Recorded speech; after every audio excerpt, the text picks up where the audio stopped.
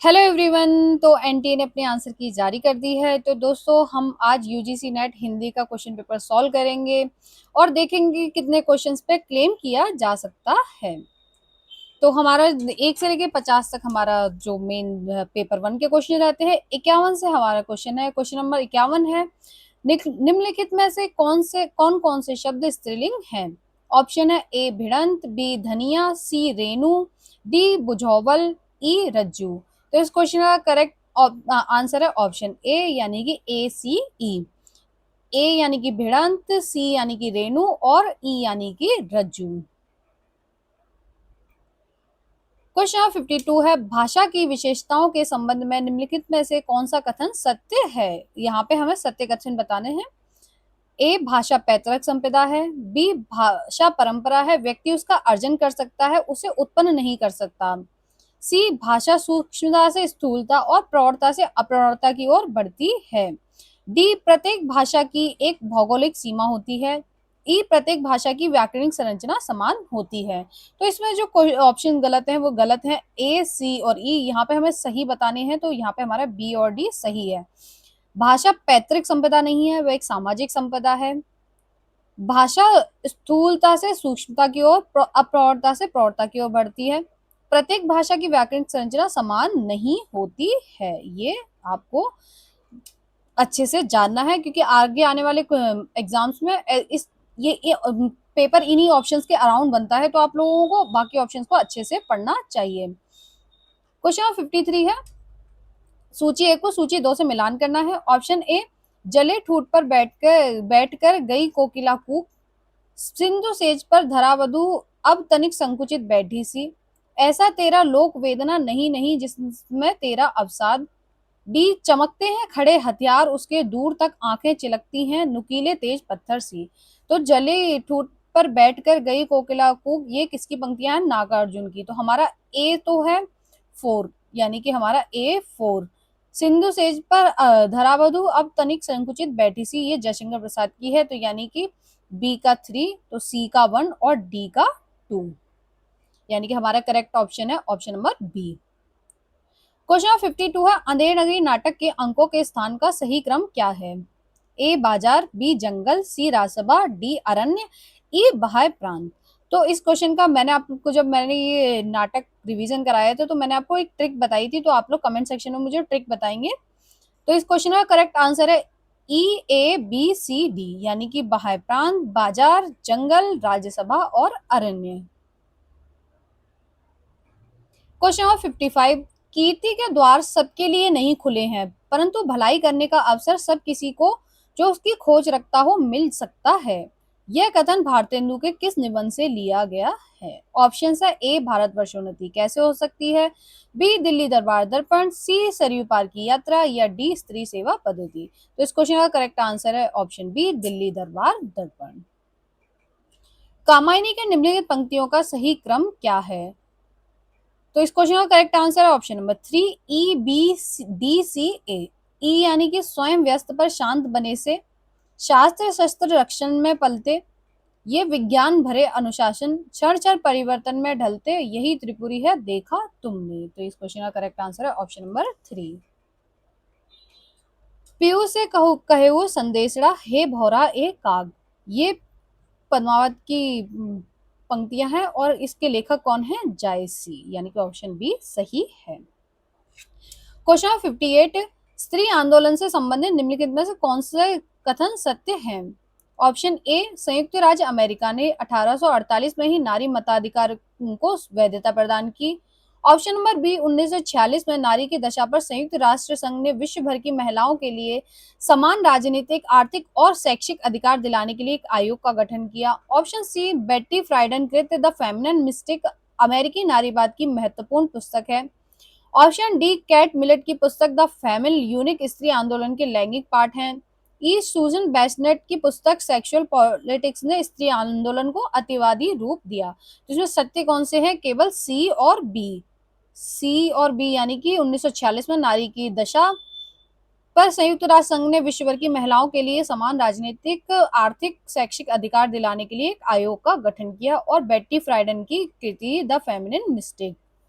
आप ये देखेंगे द फीमेल यूनिक और सेक्सुअल पॉलिटिक्स किसकी पुस्तक है, और आप लोग मुझे कमेंट सेक्शन में बताएंगे, सर्च करेंगे, चाहे गूगल सर्च कीजिए चाहे किसी बुक से देख के मुझे बताइए, और कमेंट सेक्शन में लिख के बताइए कि ये रचनाएं किसकी हैं। पृथ्वीराज रासो के संदर्भ में कौन से तथ्य सही नहीं है? ऑप्शन है ए 2500 पृष्ठों का बहुत बड़ा ग्रंथ है, बी मुख्य छंद कवित्त शप्पे दूहा तोमर त्रोटक गाहा और आर्या है, सी 69 समय सर्ग या अध्याय है, डी पृथ्वीराज रासो को चंद बदाई के पुत्र कल्हण ने पूरा किया, ई पंडित हीराचंद गौरीचंद ओझा रासो में वर्णित घटनाओं और संवतों को भाटों की कल्पना मानते हैं। तो इस क्वेश्चन में जो डी और ई है यही दो ऑप्शन हमारे गलत हैं। ये कल्हण नहीं थे, जल्लहन थे, और वर्णित घटनाओं संबंधों भाटों की कल्पना माना है। तो यानी कि डी और ई गलत है, बाकी ए बी सी हमारे सही हैं। साहित्य अकादमी पुरस्कार से सम्मानित निम्नलिखित कृतियों को पहले से बाद के क्रम में व्यवस्थित कीजिए। ए दो पंक्तियों के बीच, बी मुझे चांद चाहिए, सी आंगन के पार द्वार, डी टोकरी में दिगंत, ई कविता के नए प्रतिमान। तो इस क्वेश्चन का करेक्ट आंसर है हमारा, सबसे पहले आएगा हमारा ऑप्शन सी यानी कि आंगन के पार द्वार। तो सी ऑप्शन कहाँ पे है? इसमें भी है और इसमें भी है।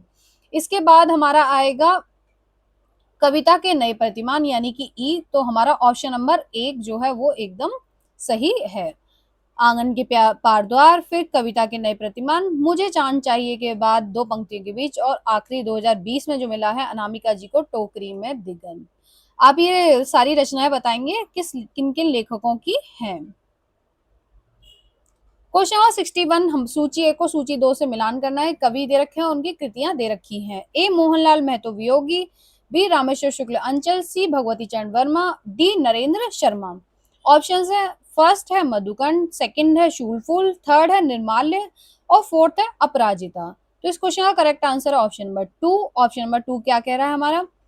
मोहनलाल महतो वियोगी जी का निर्माल्य है, रामेश्वर शुक्ल अंचल जी का अपराजिता है, भगवती चरण वर्मा का है मधुकंड और नरेंद्र शर्मा का है शूल फूल। क्वेश्चन नंबर 62, हिंदी ध्वनियों के संबंध में कौन सा तथ्य सही नहीं है? ऑप्शन है, फर्स्ट, ध्वनियों का सबसे प्रचलित और प्राचीन वर्गीकरण स्वर और व्यंजन के रूप में मिलता है। क्वेश्चन पार्ट जो ऑप्शन 2 है, स्वर ध्वनि है जिसके उच्चारण में हवा अबाध गति से मुख विवर से निकल जाती है। थर्ड, व्यंजन वह ध्वनि है जिसके उच्चारण में हवा अबाध गति से नहीं निकल पाती।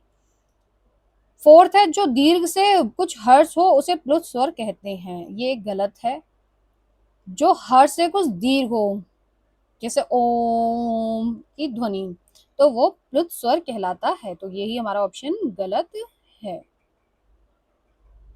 निम्नलिखित पत्रिकाओं को प्रकाशन वर्ष के अनुसार पहले से बाद के क्रम में लगाइए।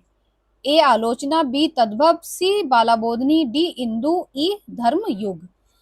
तो हमारा जो है बाला बोधनी, जैसे कि हमें पता है भारतेंदु जी की पत्रिका है, तो सबसे पहले आएगी, तो यानी कि सी। अब इसके बाद हमारे ऑप्शन दिख रहे हैं ए और डी। ए और डी है हमारा आलोचना और दूसरी है हमारी धर्म युग। तो हमारी जो सॉरी इंदु, ए और डी, डी है हमारा इंदु। तो इंदु का प्रकाशन वर्ष पहले आता है 1909 और आलोचना का 1951। तो इस तरीके से हमारा ऑप्शन नंबर 2 एकदम करेक्ट है। सूची 1 को सूची 2 से सुमेलित करना है। रचनाकार और रचना दे रखा है अयोध्या सिंह उपाध्याय हरिऔध, इनकी कौन सी रचना है? प्रद्युम्न विजय। लाला श्रीनिवास दास की है प्रहलाद चरित, राधाचरण गोस्वामी जी की है अमर सिंह राठौर और बालकृष्ण भट्ट जी की है दमयंती स्वयंवर। आप लोग अपने अपने आंसर की मिला लिए होंगे, अगर नहीं मिलाए हैं तो आप इस क्लास के द्वारा भी अपने आंसर की को मैच कर सकते हैं। भारत दुर्दशा के अंक, पहला अंक, दूसरा अंक, तीसरा अंक और पांचवा अंक। पहला अंक है वीथी, दूसरा अंक है शमशान टूटे फूटे मंदिर, तीसरा अंक है मैदान और पांचवा अंक है किताब खाना। तो हमारा जो ऑप्शन नंबर 2 है 2 4 1 3 ये एकदम करेक्ट ऑप्शन है। क्वेश्चन नंबर 66, निम्नलिखित रचनाओं को कालक्रम के अनुसार पहले से बाद के क्रम में व्यवस्थित कीजिए।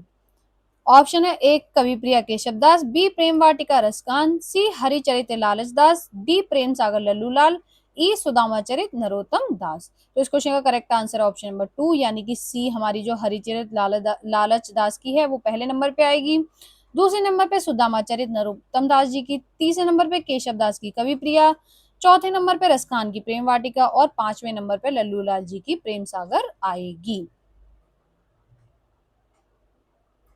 क्वेश्चन 67, योग्यता एक चौथाई व्यक्तित्व का निर्माण करती है, शेष पूर्ति प्रतिष्ठा द्वारा होती है। उपयुक्त कथन किसका है? ए मल्लिका, बी कालिदास, सी विलोम या डी निक्षेप। तो ये किसका है? आषाढ़ के एक दिन नाटक से ये किसका कथन है? निक्षेप का।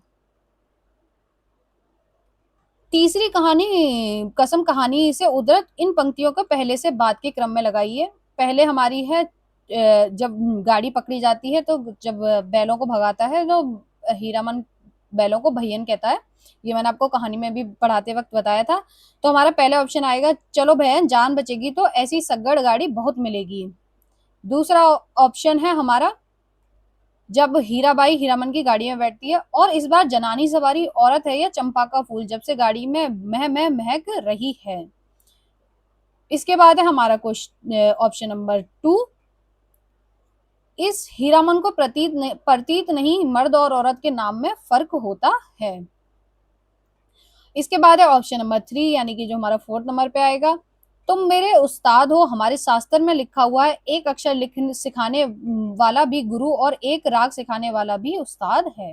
और पांचवा और अंतिम है, इस जब हीराबाई जाते समय हीरामन को पैसे देती है कि चादर ले लेना इस बार, तो इस हरदम जब हीरामन कहता है इस हरदम रुपया पैसा रखिए, रुपया क्या करेंगे चादर का। तो इस क्वेश्चन का करेक्ट आंसर है ऑप्शन नंबर 4। क्वेश्चन नंबर 69, निम्नलिखित काव्य सिद्धांतों को पहले से बाद के कालक्रम में लगाना है। ऑप्शन है हमारे, ए काव्य भाषा का सिद्धांत, बी अभिव्यंजनावाद, सी उदात्तता का सिद्धांत, डी विरेचन का सिद्धांत, ई मूल्य का सिद्धांत। तो हमारे जो सबसे पहले आएगा विरेचन का सिद्धांत जो कि अरस्तु जी का है यानी कि पहले नंबर पे। इसके बाद हमारा आएगा उदात्तता का सिद्धांत जो कि है लॉन्जाइनस का, जो दूसरे नंबर पे आएगा। उसके बाद हमारा ऑप्शन नंबर ए जो कि तीसरे नंबर पे आएगा, ये है कॉलरिज का काव्य भाषा का सिद्धांत। इसके बाद हमारा क्रॉचे का अभिव्यंजनावाद और सबसे आखिरी में हमारा आएगा रिचर्ड्स का मूल्य सिद्धांत। चीफ की दावत क्वेश्चन नंबर 70 है, चीफ की दावत कहानी में दिए गए निम्नलिखित संवादों में से कौन सा संवाद शामनाथ की पत्नी के हैं? मैंने यहाँ पे डायरेक्ट टिक कर दिया है, केवल ए और ई जो है शामनाथ की पत्नी के हैं। इन्हें पिछवाड़े इनकी सहेली के घर भेज दो, रात भर बेशक वहीं रहें, कल आ जाएं। ये कौन कहता है? शामनाथ की पत्नी। जो वह सो गई और नींद में खर्राटे लेने लगी, साथ ही बरामदा है जहां लोग खाना खाएंगे। तो ये किसके हैं? शामनाथ की पत्नी के। मोहन राकेश का नाटक आधे अधूरे सबसे पहले किस पत्रिका के 3 अंकों में छपा था? ऑप्शन है, ए दिनमान, बी सारिका, सी धर्मयुग या डी साप्ताहिक हिंदुस्तान। तो धर्मयुग इसका करेक्ट आंसर है। आप मुझे बताएंगे धर्मयुग पत्रिका में हमारे सिलेबस की और कौन कौन सी रचनाएं प्रकाशित हुई हैं? क्वेश्चन नंबर 72, ये बिहारी सतसई से ली गई है, सूची 1 को सूची 2 से मिलान करना है। एनटीए ने इसका आंसर 4 माना है, लेकिन इसका करेक्ट आंसर है ऑप्शन नंबर 2। तो ये क्वेश्चन क्लेम किया जा रहा है बच्चों के द्वारा। दे दुल्हनिया की बड़े, इसको थर्ड से मिलाना है। जो जो जोबन ज्योति, कानन चारी नैन मृग, नागर नरुनु शिकार, भरे भवन में करत है नैनन ही से बात, चितवन रूखे दृगन की, हासी बिनु मुस्कानी। तो ये जो है क्वेश्चन का आंसर एनटीए ने गलत माना है, इसका करेक्ट आंसर है ऑप्शन नंबर 2। क्वेश्चन 73, भारत समग्र विश्व का है और संपूर्ण वसुंधरा इसके प्रेम पाश में आबद्ध है। अनादिकाल से ज्ञान की मानवता की ज्योति यह विकीर्ण कर रहा है। उपयुक्त कथन किसका है? ए मातृगुप्त, बी प्रख्यात कीर्ति, सी भिक्षु या डी धातु सेन। तो ये किसका कथन है? धातु सेन का। और ये किस नाटक से लिया गया है? स्कंदगुप्त नाटक से लिया गया है। क्वेश्चन नंबर 74, निम्नलिखित में से किस पत्रिका का संपादन बद्रीनाथ नारायण चौधरी प्रेमघन ने किया था? A Saraswati, B Sudarshan, C Jasoos या डी आनंद कादम्बिनी। तो किसने किया था? Anand Kadambini. Question number 75, inspector Matadin चांद पर से संदर्भित निम्नलिखित पंक्तियों में से कौन से कथन इंस्पेक्टर मातादीन के हैं? तो यहाँ पे करेक्ट आंसर है ए और डी, यानी कि 3। तो मैं समझ गया कि आपकी पुलिस मुस्तैद क्यों नहीं है। हमारा सिद्धांत है हमें पैसा नहीं काम प्यारा है। बाकी के ये जो है ये कथन जो मैं जीवन भर आपके श्री चरणों में रहना चाहता हूँ, ये हवलदार कहता है। आप बाकी टर्म का वेतन ले जाइए, ये चांद की सरकार कहती है। आप बेफिक्र रहिए पैक्ट साहब, मैं आपकी पत्नी, ये हवलदार, ये पृथ्वी का हवलदार जो है वो कहता है। नाम मुझे अभी याद नहीं आ रहा, लेकिन ये कथन जो है माता दीन के नहीं हैं। मैला आंचल के अनुसार मैरीगंज गांव के संबंधित निम्न के कौन से कथन सत्य हैं? ए, मैरीगंज का गांव का नाम अंग्रेजी अधिकारी ने अपनी बहन के नाम पर रखा। ये ऑप्शन गलत हो गया, उन्होंने अपनी पत्नी के नाम पर रखा था। मैरीगंज गांव में 16 वर्ण के लोग रहते थे, नहीं 12 वर्ण के लोग रहते थे। ऑप्शन सी, गांव में 3 प्रमुख दल थे, कायस, राजपूत और यादव, सही है। ऑप्शन डी, उपन्यास के अनुसार ब्राह्मण तृतीय शक्ति थे, बिल्कुल सही है। ऑप्शन ई, गांव की अन्य जाति के लोग अपना पृथक दल है, नहीं, अपना उन्होंने पृथक दल नहीं किया, उन्होंने अपनी अपनी क्षमता के अनुसार दलों को चुन लिया था, उन्होंने कोई अपना पृथक दल नहीं बनाया था। तो इसमें से जो सत्य हैं वे हैं सी और डी ही सत्य हैं। क्वेश्चन नंबर 77, हिंदी निबंध से संदर्भित निम्नलिखित मंतव्य में से कौन से कथन आचार्य रामचंद्र शुक्ल के हैं? तो यहाँ पे जो आचार्य रामचंद्र शुक्ल जी के कथन है वे हैं, आधुनिक पाश्चात्य लक्षणों के अनुसार निबंध उसी को कहना चाहिए जिसमें व्यक्तित्व अथवा व्यक्तिगत विशेषता हो, ये पहला कथन सही है।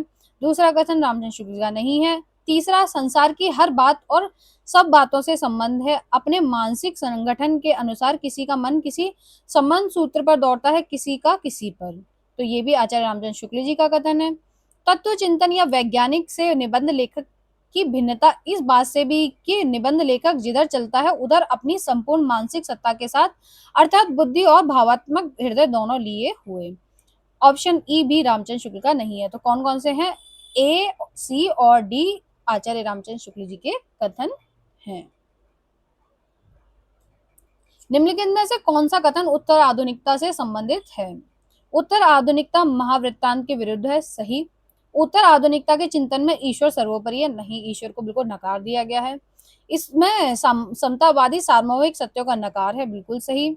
उत्तर आधुनिक स्वच्छंदवाद की एक शाखा है, नहीं।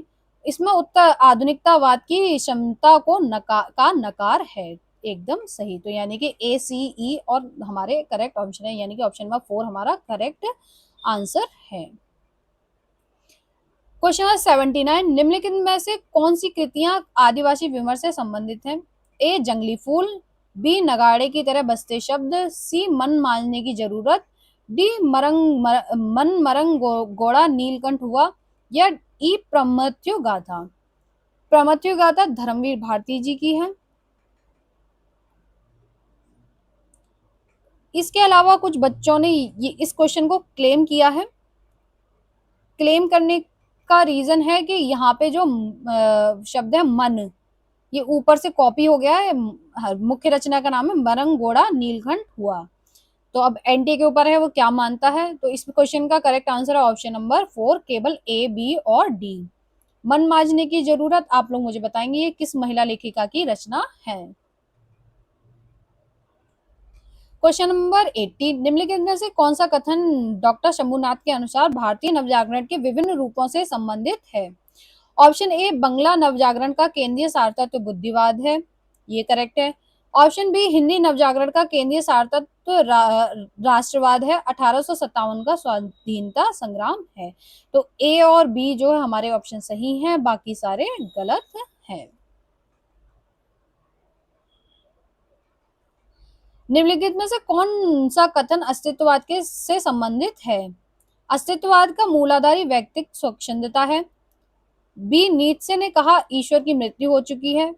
सी, अस्तित्ववाद शब्द को 1940 के दशक में कीर्केगार्ड ने गढ़ा, नहीं, गैब्रियल मार्शल ने गढ़ा था। युद्ध और शांति एक अस्तित्ववादी कृति है, नहीं, यह टॉलस्टॉय की कृति है, ये अस्तित्ववाद से संबंधित नहीं है। ई, सात्र अस्तित्ववादी लेखक और चिंतक दोनों है। तो जो ए, बी और ई है वही सही है। सिक्का बदल गया कहानी का पात्र नहीं है। ए शेरे, बी दाऊद खां, सी शहानी या डी ददन मियां। तो ददन मियां इसका पात्र नहीं है। बालदेव ने बावन दास की गांधी वाली चिट्ठियों वाला बस्ता क्यों जला दिया था? ताकि बावन दास मिनिस्टर ना बन जाए। यानी कि ऑप्शन एक हमारा करेक्ट है। भीख मांगो तुम, क्वेश्चन नंबर 84, भीख मांगो तुम जो भिखमंगे की जात हो, हम तो मजूर ठहरे जहां काम करेंगे वही चार पैसे पाएंगे। गोदान में दाता दीन के पति यह उद्गार किसका है? ऑप्शन है होरी, धनिया, गोबर या सिलिया। तो ये कथन है धनिया माता दीन से कहती है, ये जो गोदान के प्रकरण 20 से लिया गया है। आत्मदान का धरातल मनुष्य को ऊपर खींचता है और जैव धरातल का आकर्षण नीचे की ओर। यह पंक्ति रामधारी सिंह दिनकर ने अपनी किस कृति की भूमिका में लिखी है? तो ऑप्शन है ए संस्कृति के 4 अध्याय, बी रश्मिरथी, सी उर्वशी या डी वेणु वन। तो इस क्वेश्चन का करेक्ट आंसर है ऑप्शन सी यानी कि ऑप्शन 3 उर्वशी। क्वेश्चन नंबर 86, ये भारत भारती से पंक्तियां ली गई हैं। तुम सभ्य हो मार्केट जिनका 7 सागर पार है, पर ग्राम की वह हाट भी ही उनका बड़ा बाजार है। ये पंक्तियां किस भाग से ली गई हैं? ए दारिद्र्य, बी दुर्भिक्ष, 3 व्यापार, 4 कृषि और कृषक। तो ये कृषि और कृषक से ली गई हैं।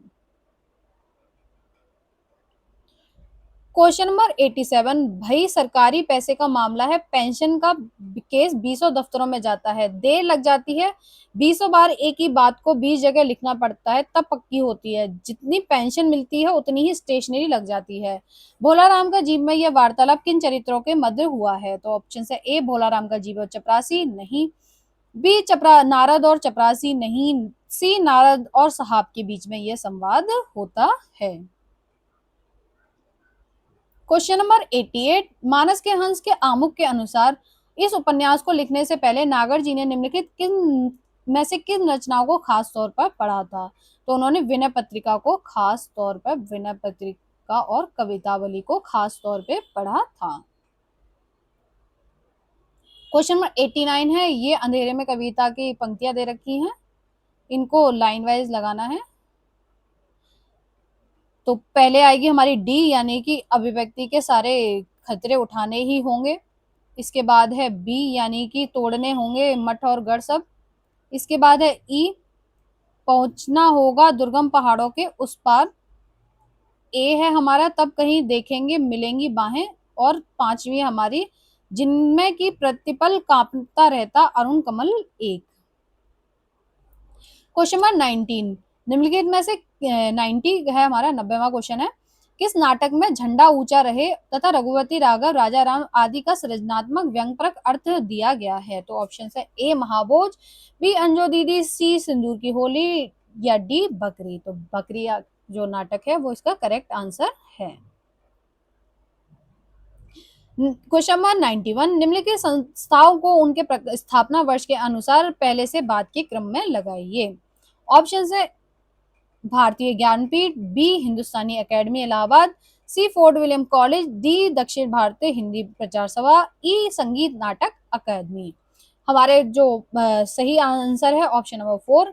पहले है सी यानी कि फोर्ट विलियम कॉलेज, 10 जुलाई 1821 की स्थापना हुई थी। फिर है डी यानी कि दक्षिण भारत हिंदी प्रचार सभा, जिसका स्थापना वर्ष है 1918। बी है हमारा हिंदुस्तानी अकेडमी इलाहाबाद जो कि 1927। ई संगीत नाटक अकेडमी जिसका स्थापना वर्ष है 1953। और ज्ञानपीठ, अब यहाँ पे मुझे इस क्वेश्चन में डाउट है, मुझे लगता है बच्चों को क्लेम करना चाहिए क्वेश्चन। क्लेम क्यों? क्योंकि संस्था के रूप में ज्ञानपीठ की स्थापना 1944 में हुई थी। अब जब यहाँ पे संस्था पूछा, उन्होंने ये थोड़ा पूछा कि पुरस्कार, पुरस्कार तो 61 में मिले। अगर मैं मालूम पहला 65 के हिसाब से लगाया है कि पहला ज्ञानपीठ उनको मिला है, तो ये तो गलत हो गया ना। संस्था के रूप में ज्ञानपीठ की स्थापना तो 1944 में हुई थी। तो आप लोगों को ये क्वेश्चन भी क्लेम करना चाहिए। या सूची 1 को सूची 2 से मिलान करना है। हमारा करेक्ट आंसर है ए का 3। आवारा मसीहा से बाग में पहुंचकर पेड़ों के पास घूमते घूमते वह मानो मन ही मन उनसे विदा लेने लगा। शायद वह सोच रहा था कि अब वापस आना हो या ना हो। बी का है 4, क्या भूलूं क्या याद करूं, लेखन द्वारा अपने को अभिव्यक्त करते हुए मुझे 40 वर्षों से ऊपर हो चुके हैं।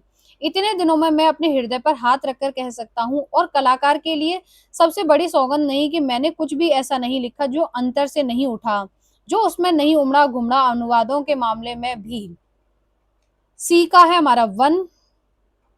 मुर्दैया से है, जब मैं 3 साल का हुआ गांव में चेचक महामारी आई, मेरे ऊपर गहरा प्रकोप पड़ा। डी का है 2। एक कहानी यह भी, लेखन एक अनवरत यात्रा है जिसका ना कोई अंत है ना मंजिल, बस निरंतर चलते जाना है जिसकी अनिवार्यता है। शायद यह इसकी अनिवार्यता भी है और यह उसकी नियति भी है। क्वेश्चन नंबर 93 है हमारा, प्रेम ने मनुष्य को मनुष्य बनाया, भय ने उसे समाज का रूप दिया, अहंकार ने उसे राष्ट्र में संगठित कर दिया। उपयुक्त उदाहरण शेखर एक जीवनी भाग 1 के किस खंड से लिया गया है? तो इसका करेक्ट आंसर है उषा और ईश्वर, यानी कि ऑप्शन ए करेक्ट आंसर है। आगे की कहानियों को उसके प्रकाशन वर्ष से पहले के बाद के क्रम में लगाइए। यहाँ पे आयोग ने इस क्वेश्चन का आंसर माना है ए। उन्होंने माना पहले विपदगा, फिर गैंग्रीन, इसके बाद कलाकार की मुक्ति, फिर जैरडोल, और उसके बाद उन्होंने माना है, एक मिनट, ई पहले विपदगा माना है, उसके बाद उन्होंने माना है गैंग्रीन को, इसके बाद उन्होंने माना है होली बेन की बदके, फिर चौथे नंबर पे जैदोल, और पांचवें नंबर पे कलाकार की मुक्ति। पर मुझे इस क्वेश्चन में डाउट है, मुझे होली बैन की बतकों के प्रकाशन वर्ष नहीं मिला, कलाकार की मुक्ति का प्रकाशन वर्ष नहीं मिला, लेकिन मुझे यहाँ पे ये डाउट है कि अगर मैं विपदगा रामचंद्र तिवारी की पुस्तक को देखती हूँ तो विपदगा का प्रकाशन वर्ष है 1937, और मैं अगर गैंग्रीन कहानी का प्रकाशन वर्ष उन रोज के नाम से मानती हूँ तो 1934 है, और वैसे 1990 है, और जो जैदोल है उसका प्रकाशन वर्ष है 1951। तो उन्होंने ई के बाद ए माना है, और ए के बाद फिर उन्होंने सी मान के, मतलब जो जैदोल है जैदोल बाद में रखा है, तो किस हिसाब से रखा है मुझे नहीं समझ आ रहा है। कि अगर रोज 34 की है, अगर मैं 34 के हिसाब से मानती हूँ तो पहले नंबर पे तो रोज आनी चाहिए थी, फिर विपदगा आनी चाहिए थी दूसरे नंबर पे, और अगर मैं 1990 के हिसाब से मानूं तो पहले नंबर पे विपदगा आएगी, दूसरे नंबर पे जैदोल आएगी, तब तीसरे नंबर पे गैंग्रीन आएगी। तो मुझे लगता है ये क्वेश्चन भी क्लेम होना चाहिए। आप लोगों को क्या लगता है मुझे कमेंट सेक्शन में जरूर बताइएगा। क्वेश्चन नंबर 95 है, निम्नलिखित में से कौन सा कथन मनोविश्लेषण से संबंधित है? ऑप्शन है ए मनोविश्लेषण शब्द अंग्रेजी के साइको एनालिसिस का ही हिंदी पर्याय है, एकदम करेक्ट है। डी इडिपस कॉम्प्लेक्स ग्रीक नायक इलेक्ट्रा के नाम पर है, गलत, इडिपस के नाम पर ही है। सी फ्राइड का मानना है कि मानव का छोटे से छोटा व्यवहार भी सप्रयोजन होता है, एकदम करेक्ट है। डी एडलर के अनुसार लिबिडो अथवा कामवृत्ति का उतना महत्व नहीं है जितना अहम है, अहम को महत्व दिया है एडलर ने, ये करेक्ट है।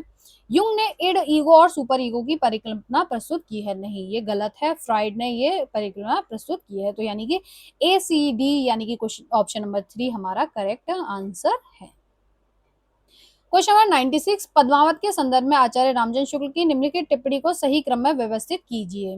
पहली बात तो ये जो पंक्तियां हैं आचार्य रामजन शुक्ल जी की जो पुस्तक है जायसी, वहां से ली गई हैं, और ये शुक्ल जी ने आखिरी कलाम के विषय में लिखी है, ना कि पद्मावत के विषय में, तो ये क्वेश्चन भी क्लेम होगा।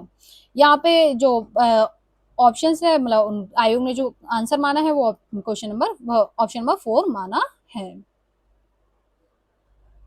क्वेश्चन नंबर 97 है हमारा, बाल्मीकि गुप्त द्वारा रचित शिव शंभू के चिट्ठे में उल्लिखित निम्नलिखित चिट्ठों का सही क्रम क्या है? मैं आपको पहले चिट्ठों का क्रम बता देती हूँ। पहला है बनाम लॉर्ड कर्जन, श्रीमान का स्वागत, वैसराय का कर्तव्य निभाने, पीछे मत फेंकिए, आशा का अंत, एक दुराशा, विदाई संभाषण, बंग विच्छेद, लॉर्ड मिंटो का स्वागत, मार्ली साहब के नाम, 11वें नंबर पे हमारा आशीर्वाद, 12वें नंबर पे है साइस खां का फत, फुलर साहब के नाम, 13वें नंबर पे भी सेम, मतलब पार्ट 2 के यही टॉपिक दे रखा है, मतलब हेडिंग यही है, आगे मतलब लिखा है। 14वें नंबर पे सर सैयद अहमद खां का खत, यानी कि अंतिम जो खत है वो सर सैयद अहमद खां को है, अलीगढ़ के विश्वविद्यालय के लड़कों के नाम। तो हमारा पहले आएगा बनाम लॉर्ड कर्जन, श्रीमान का स्वागत है नहीं तो वैसराय का कर्तव्य, इसके बाद है हमारा बंग विच्छेद तीसरे नंबर पे, चौथे नंबर पे है लॉर्ड मिंटो का स्वागत, और आखिरी में है 5वें नंबर पे सर सैयद अहमद खां के नाम। तो इस क्वेश्चन का करेक्ट आंसर है ऑप्शन नंबर 2।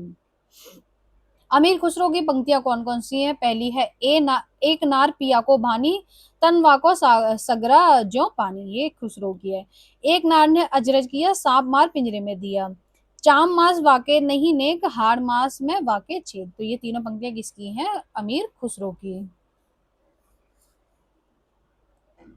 क्वेश्चन नंबर 99, मुर्दइया आत्मकथा को तुलसीराम ने विभिन्न उपशीर्षकों में विभाजित किया है। इन उपशीर्षकों का सही क्रम क्या है?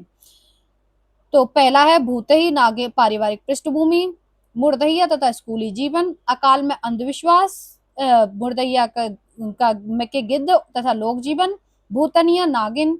छठे नंबर पे है चले बुद्ध की राह, और सातवें नंबर पे है आजमगढ़ में फाका कसी। तो इस क्वेश्चन का करेक्ट आंसर है ऑप्शन नंबर 3। मैंने आपसे पहले भी कहा था कि जो भी इंडेक्स है, भूमिका है, कोई पार्ट कितने प्रकरण है, उपशीर्षक है, या कुछ भी भूमिका, प्रकाशन वर्ष, पात्र, आप ये सब तो बहुत अच्छे से एकदम, क्योंकि पेपर अभी इन्हीं के अराउंड बन रहा है, इस क्वेश्चन को भी क्लेम किया जा रहा है। क्यों क्लेम किया जा रहा है? कि इसमें जो फर्स्ट ऑप्शन है और थर्ड ऑप्शन दोनों ही सेम है, तो जिसने फर्स्ट और थर्ड लगाया है उन दोनों का ही सही माना जाएगा। उठ जाग मुसाफिर का, जवानी की आंखों में ज्वाला होती है और बुढ़ापे की आंखों में प्रकाश होता है। उत्तरा फाल्गुनी के आसपास जवानी ही एक चमाचम धारदार खड़ग है। मजदूरी प्रेम का हल चलाने वाले और भेड़ चराने वाले स्वभाव से साधु होते हैं। नाखून क्यों बढ़ते हैं? अल्पज्ञ पिता बड़ा दयनीय जीव होता है। बिहारी के संदर्भ में यह कथन किसने कहा है? बिहारी का काव्य हृदय में किसी ऐसी लय या संगीत का संचार नहीं करता जिससे स्वधारा कुछ काल तक गूंजती रहे। तो ये किसका कथन है? आचार्य रामचंद्र शुक्ल जी का। क्वेश्चन नंबर 102 है, तमस से संबंधित निम्नलिखित में से कौन सा कथन सत्य है? ऑप्शन है ए, तमस की रचना रावलपिंडी शहर से जुड़ी भीष्म सानी की स्मृतियों पर आधारित है, एकदम करेक्ट। तमस की ज्यादातर घटनाएं और उनसे जुड़े पात्र वास्तविक हैं, एकदम करेक्ट। इस उपन्यास में नथु और उसकी पत्नी दोनों वास्तविक पात्र हैं, बिल्कुल गलत। अंग्रेज अधिकारी रिचर्ड फसाद रोकने का हर संभव प्रयास करता नहीं करता है। तमस प्रथम विश्व युद्ध के समय की कथा है, नहीं, ये भारत और पाक विभाजन के समय की कथा है। रामधारी सिंह दिनकर की पुस्तक संस्कृति के 4 अध्याय के संदर्भ में कौन सा एक तथ्य असत्य है? पहला है इसकी भूमिका जवाहरलाल नेहरू ने लिखी है। दूसरा है तृतीय अध्याय का शीर्षक भारतीय संस्कृति और यूरोप है। तीसरा है पुस्तक का समर्पण डॉक्टर राजेंद्र प्रसाद के नाम है। चौथा है पहला संस्करण 56 में प्रकाशित हुआ। तो इसके तीसरा और जो चौथा ऑप्शन है ये तो एकदम करेक्ट है, लेकिन चौथे ऑप्शन का नाम है भारतीय संस्कृति और यूरोप। कुछ बच्चे इस क्वेश्चन को भी क्लेम कर रहे हैं, क्यों? क्योंकि इसकी भूमिका स्वयं दिनकर जी ने लिखी है, लेकिन इसकी जो प्रस्तावना है वो जवाहरलाल नेहरू जी ने लिखी है, तो ये क्वेश्चन भी क्लेम करने लायक है। नागरिक प्रचारणी सभा के संदर्भ में आचार्य रामचंद्र शुक्ल का अभिमत नहीं है। पहला है संवत 1950 में कई उत्साही छात्रों के उद्योग से नागरिक प्रचारणी सभा की स्थापना हुई। दूसरा है इस सभा की सारी समृद्धि और कीर्ति बाबू श्याम सुंदर दास की त्याग और सतत परिश्रम का फल है। इसके प्रथम सभापति भारतेंदु के फुफेरे भाई बाबू राधाकृष्ण दास हुए। नागरिक प्रजानी पत्रिका की प्रारंभिक संख्याओं की को यदि हम निकाल कर देखें तो उसमें अनेक विषयों के लेखों के अतिरिक्त कहीं भी कविताएं नहीं मिलती, बस यही लास्ट वाला ऑप्शन हमारा गलत है। क्वेश्चन नंबर 105, बीजक में संकलित रमैनिया किस छंद में लिखी गई हैं? ऑप्शन है ए कड़वक, बी सोरठा, सी चौपाई, डी दोहा। तो इस क्वेश्चन का आयोग ने जो आंसर माना है वो चौपाई माना है। चौपाई मुख्य रूप से है, लेकिन उसमें दोहा भी है, तो इसलिए इस क्वेश्चन को भी क्लेम किया गया है। निम्नलिखित में से कौन सी पंक्तियां प्रताप नारायण मिश्र के निबंध शिव मूर्ति से संबंधित हैं? तो उनके हाथ जिस प्रकार का जितना संबंध हम रख सकें उतना ही हमारी मन बुद्धि संसार शरीर संसार परमार्थ के मंगल के लिए मंगल है। और बहुधा मूर्ति बहुधा पाषाण की होती है, जिसका प्रयोजन यह होता है कि उससे हमारा दृढ़ संबंध है। बाकी सारी पंक्तियां शिव मूर्ति से नहीं ली गई हैं।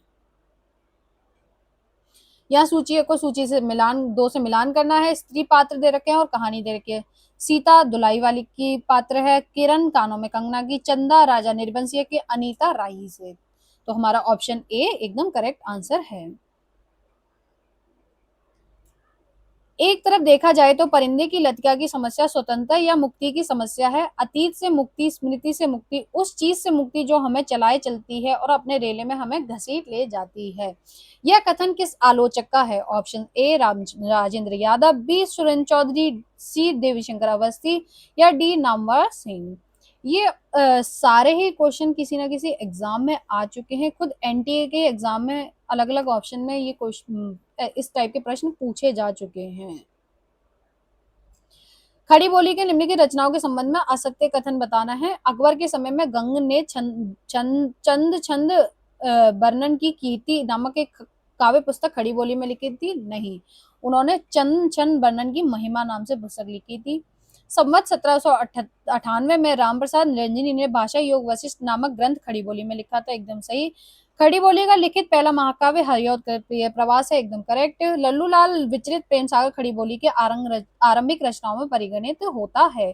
अगर मैं आपने मेरी रामचंद्र तिवारी वाली क्लास देखी होगी तो मैंने ये आप लोगों को ये सारे ऑप्शंस एकदम अच्छे से समझाए हैं।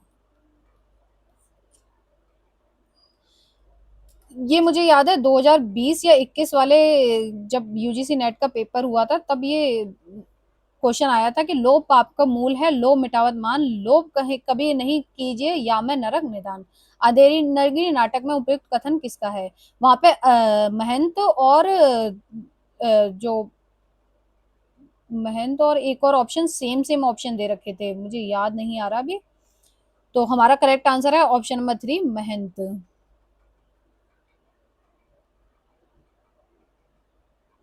महंत और गुरु ऑप्शन दे रखा था तो आयोग को दोनों ही ऑप्शन को करेक्ट मानना पड़ा था। क्वेश्चन नंबर 111, जिनके आगे पीछे भाई बहन नहीं, माई बाप नहीं, परदेश में बंदूक की नोक पर जान रखने वाले को छोकरी कैसे दें?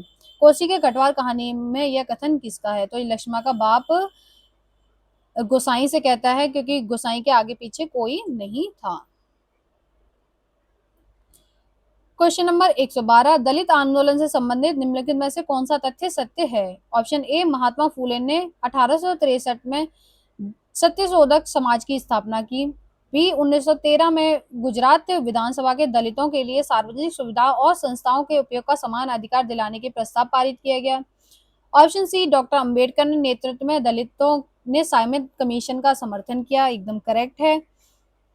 गोलमेज सम्मेलन में अंबेडकर ने दलितों के लिए पृथक निर्वाचन मंडल की मांग की थी। एकदम सही है। गांधी जी सिद्धांततः पृथक निर्वाचन मंडल के समर्थक थे, ये गलत है, वे समर्थक नहीं थे।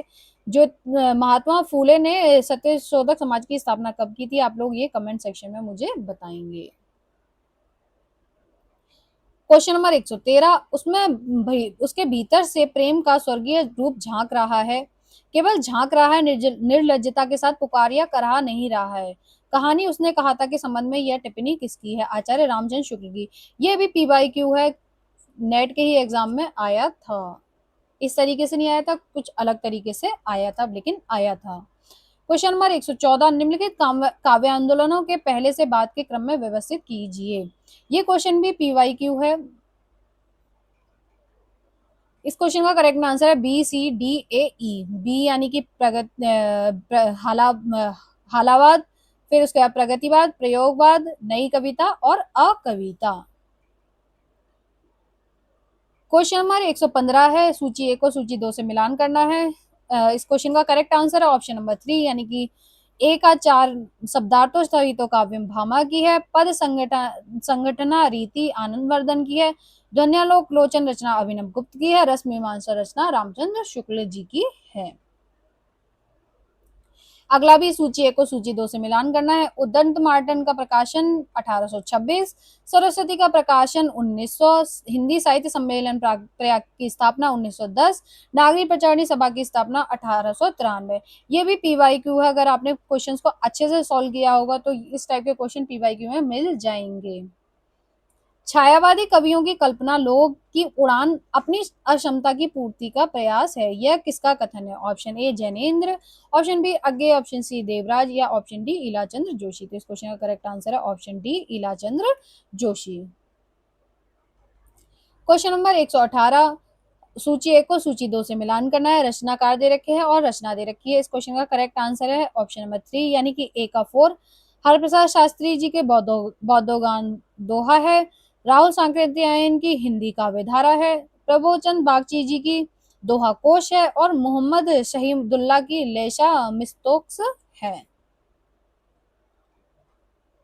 क्वेश्चन नंबर 119, लेखक की मृत्यु की घोषणा किसने की थी? तो ऑप्शन 4 इसका करेक्ट आंसर। लेखक की मृत्यु रोला बर्थ।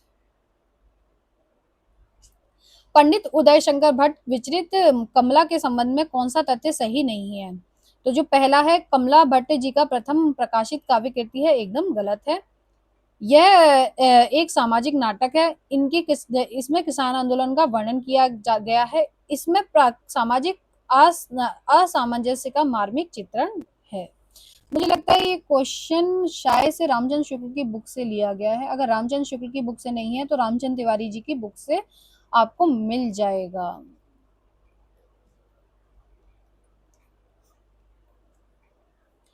क्वेश्चन नंबर 121, किस छायावादी रचनाकार ने अपनी कविता के संदर्भ में कहा है कि फूलों को खिला देना तो मेरे हाथ में नहीं, ना मैं उन्हें मुरझाने से रोक सकती थी, किंतु दीपकों को बुझाना जलाना तो मेरे हाथ में था। ये कथन किसका है? महादेवी वर्मा जी का। इनकी एक कविताओं का संग्रह है। मुझे भी एक सेकेंड मैं बताती हूँ।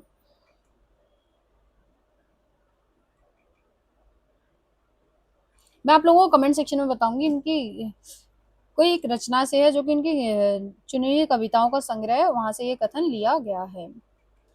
क्वेश्चन नंबर 122, भिन्न भिन्न शाखाओं के हजारों कवियों की केवल कालक्रम से गुथी उपयुक्त वृत्तमालाएं साहित्य के इतिहास के अध्ययन में कहाँ तक सहायता पहुंचा सकती थी? सारे रचना काल को केवल आदि मध्य पूर्व उत्तर इत्यादि खंडों में आंख मूंद कर बांट देना, यह भी न देखना कि किस खंड के भीतर क्या आता है क्या नहीं, किसी वृत्त संग्रह का इतिहास नहीं बन सकता। ये कथन किसका है? आचार्य रामचंद्र शुक्ल जी का। अभी मुझे लग रहा है अभी वाले पेपर में ज्यादातर क्वेश्चन आचार्य रामचंद्र शुक्ल जी के ही पुस्तक से लिए गए हैं।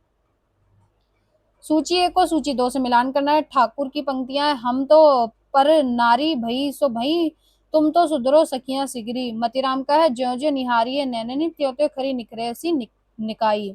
घनानंद की है, रैन दिना घुटीबो करे प्राण झरे, दुखियां अखियां झरना सी। बोधा की है, अति छीन मृणाल की तारउते, तिहि ऊपर पावते आवनो है। ये प्रेम का पंथ करा। अगला क्वेश्चन है क्वेश्चन नंबर 24, रचना है और उसकी समीक्षा लिखी है। मैला आंचल की समीक्षा चारूचंद की समीक्षा एक टूटा दर्पण से देवी शंकर अवस्थी ने लिखी है। मैला आंचल की समीक्षा हिंदी काव्य का उपन्यास की नई दिशा नेमीचंद जैन ने लिखी है। अंधेरे बंद कमरे की समीक्षा दूसरों का नरक श्रीकांत वर्मा ने लिखी है। झूठा सच की समीक्षा कवि दृष्टि का अभाव कुमार नारायण जी ने लिखी है। तो इस क्वेश्चन का करेक्ट आंसर है ऑप्शन नंबर डी। मुझे यहाँ सारे ऑप्शन नहीं पता, लेकिन मुझे इतना पता है कि झूठा सच में जो कुंवर नारायण जी है उन्होंने कवि दृष्टि का अभाव कहा है। तो अगर मुझे डी का 2 भी पता है तब भी मेरा आंसर मैच हो पा रहा है। क्वेश्चन नंबर 125, अमीय हलाल हलाहल मद भरे श्वेत श्याम रत्नार, जियत मरत झुकी झुकी परत, जेही चितवत एक बार। उपयुक्त दोहा किस कृति से लिया गया है? तो ये किसकी पंक्तियां हैं? रसलीन की। और ये इनकी किस रचना से ली गई हैं? अंग दर्पण से। क्वेश्चन 126 है, ऐतिहासिक भौतिकवाद से संबंधित निम्नलिखित में से कौन से कथन सत्य हैं? हमारे सत्य कथन है, मार्क्स के अनुसार अब तक का सारा मानव इतिहास वर्ग संघर्ष का इतिहास है, एकदम करेक्ट है। और ऑप्शन ए सही है, मार्क्स के अनुसार समाज का आर्थिक ढांचा ही इतिहास का मूलभूत निर्धारक तत्व है।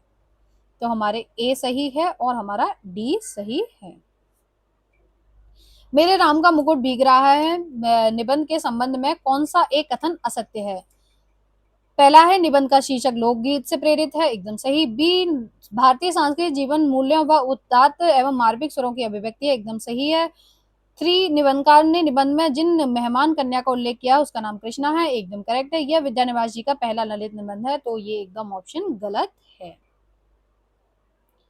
विष्णु प्रभाकर द्वारा रचित आवारा मसीहा के संदर्भ में कौन सा एक कथन असत्य है? पहला है, यह शरद चटर्जी की जीवनी है, एकदम सही है। ऑप्शन 2 है आवारा मसीहा का संस्करण का प्रकाशन 1974 में हुआ था, सही है। विष्णु प्रभाकर जी को आवारा मसीहा में 14 लिखने में 14 वर्ष का समय लगा था, एकदम सही है। पर्वों का क्रम गलत दे रखा है, पहला है हमारा दिशाहारा, दूसरा है दिशा की खोज और तीसरा है दिशांत, यानी कि ऑप्शन नंबर 4 ही हमारा इनकरेक्ट है।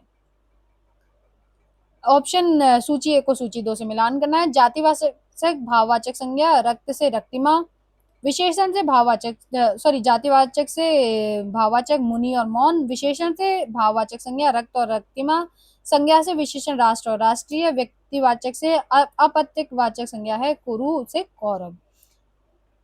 क्वेश्चन नंबर 130, हिंदुस्तानी ग्रामर से संबंधित निम्नलिखित से कौन सा कथन सत्य है? ऑप्शन है ए, हिंदुस्तानी ग्रामर जोहन जोसुआ कैटलर द्वारा डच भाषा में लिखी हिंदुस्तानी व्याकरण है, एकदम सही है। सी, हिंदुस्तानी ग्रामर पुस्तक डच ईस्ट इंडिया कंपनी के कर्मचारियों को स्थानीय भाषा के ज्ञान हेतु लिखी गई थी, एकदम करेक्ट है, यानी कि हमारा ऑप्शन नंबर 2 यानी कि ए और सी हमारा सही है।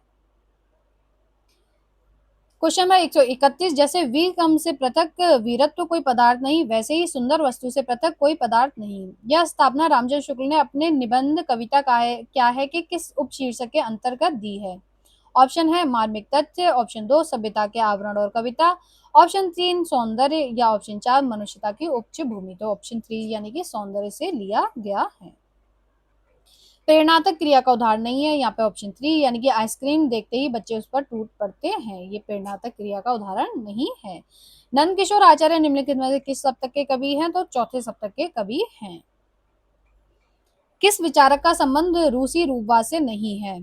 जो F.R. लेविस है वो रूसी रूपवाद से संबंधित नहीं है। रोमन जैकोब्सन, विक्टर स्लोवस्की, बोरिस एबेकमान ये रूसी रूपवाद से संबंधित कवि हैं या विचारक हैं।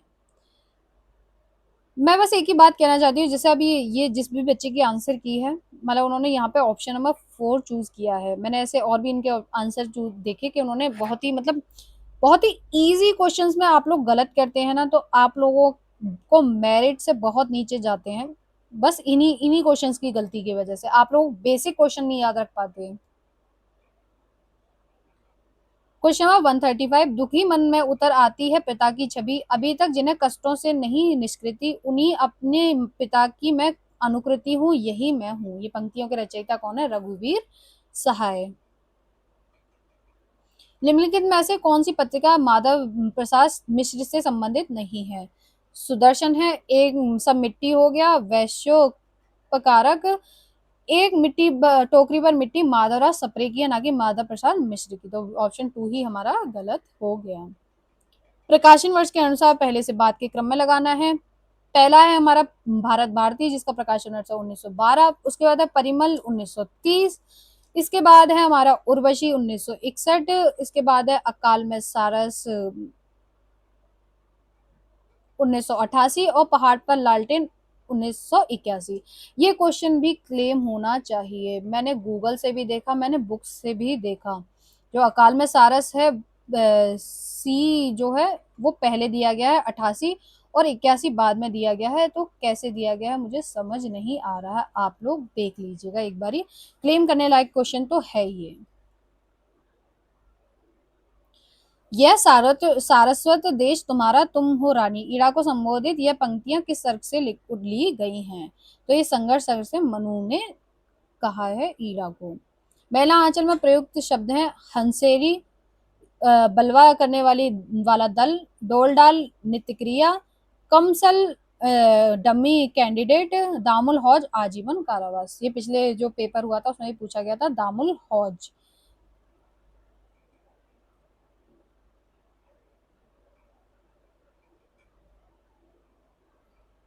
सूची 1 को सूची 2 से मिलान करना है। प्राप्तोदक समानाधिकरण बहुव्रीहि, वीणापाणी व्यधिकरण बहुव्रीहि, मारामारी व्यतिहार बहुव्रीहि, सचेत तुल्य योग बहुव्रीहि। तो इसका ऑप्शन नंबर 3 करेक्ट है। इसके बाद ये गद्यांश है, गद्यांश में मैंने आंसर टिक कर दिए हैं, जैसे कि 141वें क्वेश्चन का आंसर है 2, 142वें क्वेश्चन का आंसर है 3, 144वें क्वेश्चन का आंसर है 1, 43वें क्वेश्चन का आंसर है 1, 144वें क्वेश्चन का आंसर भी 1 है, 145वें का है ऑप्शन नंबर 2, 146वें का है 3, 147वें का है 1, 148वें का है 4, 149वें का है 2 और 150वें का है 3। उम्मीद करूंगी कि आप लोगों को ये क्लास पसंद आई होगी। पसंद से ज़्यादा आप लोगों का जो भी स्कोर रहा आप लोग कमेंट सेक्शन में ज़रूर बताइएगा, हमारा ये स्कोर रहा है। कट ऑफ मैंने जितना मुझे लगता है कि जनरल की जो मैं जेआरएफ की बात करके चल रही हूँ, मैं पीएचडी या बाकी सबको कंक्लूड नहीं कर रही, क्योंकि मेरा मानना है कि हमेशा टारगेट बड़ा रखना चाहिए। अगर आप टारगेट बड़ा रखते हैं तो आपको छोटी चीज़ें जैसे नेट या फिर पीएचडी आराम से मिल जाता है, तो हमेशा टारगेट बड़ा रखना चाहिए। तो जिस बच्चों का 110 के आसपास है वो अपना जेआरएफ बिल्कुल मान के चलें, यानी कि 105 से लेके 110 के बीच है या उससे ज़्यादा है, उनका जेआरएफ पक्का है, यानी कि 105 से 110। जनरल का हो गया ये। ईडब्ल्यूएस का भी इससे थोड़ा कम मान के चलिए, 105 है तो 100 के आसपास मान के चलिए उनका। ईडब्ल्यूएस के बाद आते हैं हम ओबीसी का। ओबीसी वाले स्टूडेंट्स, एक सेकेंड,